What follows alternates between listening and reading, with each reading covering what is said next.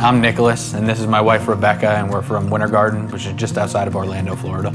Growing up, I was never bad with money. When I went into the Marine Corps, the natural thing to do, getting back from a deployment, is to buy a brand new car with a car payment, because that was what people did. Everybody has a car payment. When I was growing up, my grandfather was kind of the smart one with money. And he would always say, when you turn 18, make sure you get a credit card so that you can get your credit score up and be able to get a house and this and that. And I was like, okay. I used it and I paid it off every month, probably for the first 6 months. And then I was like, oh, I have all this credit I can use. So that was kind of the start of my being normal. Nick got back from Afghanistan and he moved down here officially. And we shortly after bought this house, and we were just living the dream. We had this beautiful house. We were newly married. We started buying a lot of things. Bought new furniture. We bought a few motorcycles. We of course needed new cars at that point. If we wanted to buy something, we bought it. There was never really a financial discussion. I happened to come across Dave Ramsey on the radio when somebody was doing their debt-free scream. And that first debt-free scream pretty much got me hooked. I wanted her to have that same feeling as I did. And then I finally talked Rebecca into going to Financial Peace University, and I think that was the turning point. He talked me into going to Financial Peace by saying to me, we could pay off all of our debt. We could have no car payment. Everything changed once we went through that class. It took a good 3 to 6 months to finally knock out a budget without disagreement involved.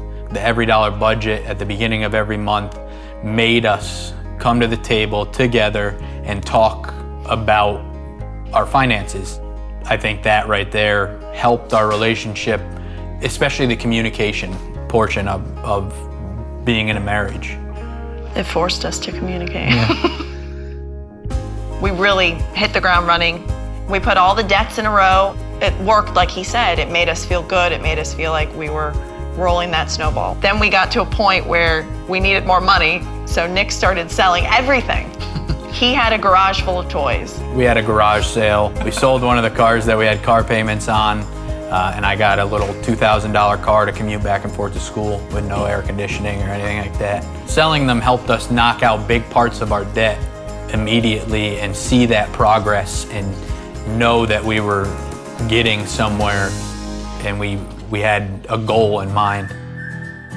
One of the main things that motivated me and kept me going was having Jackson. It was so motivating to know that I was going to leave a smart financial legacy for my son.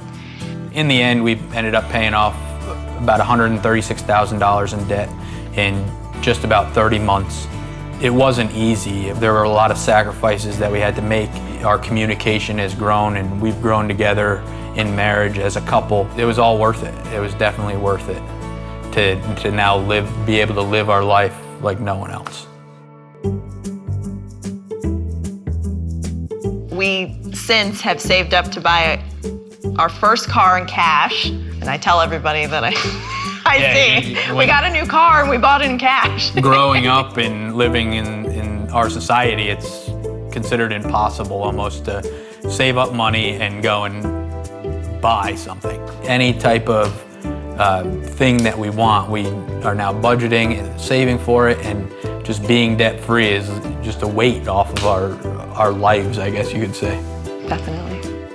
So I looked online for different debt-free screams. We're debt-free! I'm debt-free! We're debt-free! Rebecca and I wanted to go to Nashville and do our debt-free scream, talking face-to-face with Dave.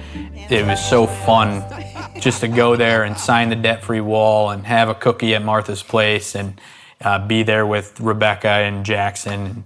It's just an experience like none other. We're debt-free!